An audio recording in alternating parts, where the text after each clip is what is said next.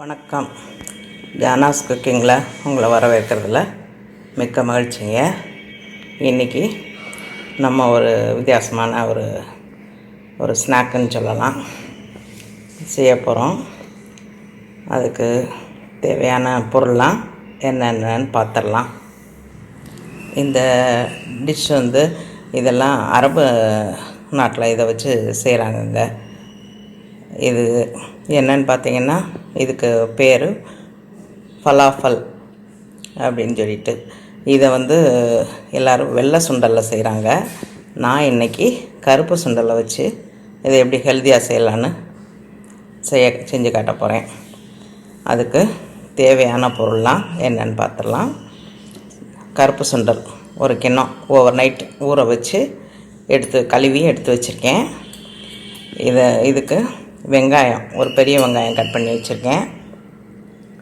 சோம்பு ஒரு அரை டீஸ்பூன் எடுத்திருக்கேன். ஒரு சின்ன துண்டு பட்டை எடுத்திருக்கேன்.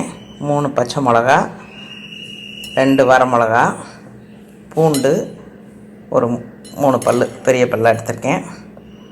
உப்பு தேவையான அளவு, கொத்தமல்லி மல்லி எல்லாம் நறுக்கி வச்சுருக்கேன் பொடியாக, கருவேப்பிலை எடுத்து வச்சுருக்கேன். இதை நம்ம எப்படி செய்யலாங்கிறத பார்க்கலாம்.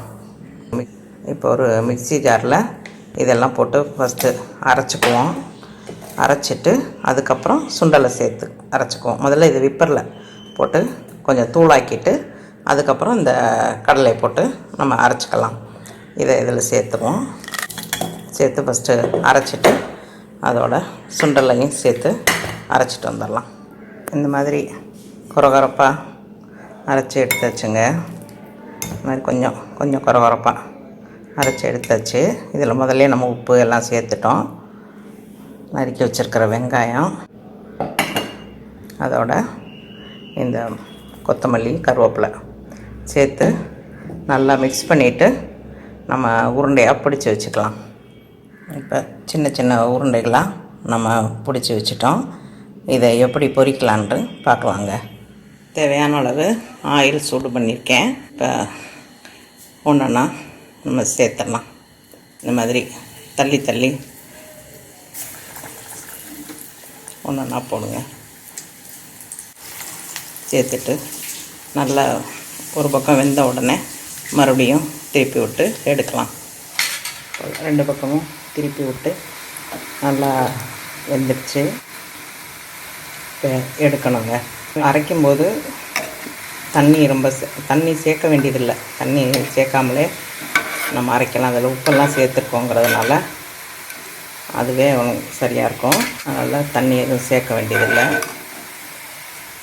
போடும்போது எண்ணெய் காஞ்ச உடனே அடுப்பை சிம்மில் வச்சுக்கலாம். அருமையான ஃபலாஃபல் ரெடி ஆயிடுச்சுங்க. இதை செஞ்சு சாப்பிட்டு பார்த்துட்டு உங்களோட கமெண்ட்ஸ் எல்லாம் எனக்கு போஸ்ட் பண்ணுங்கள்.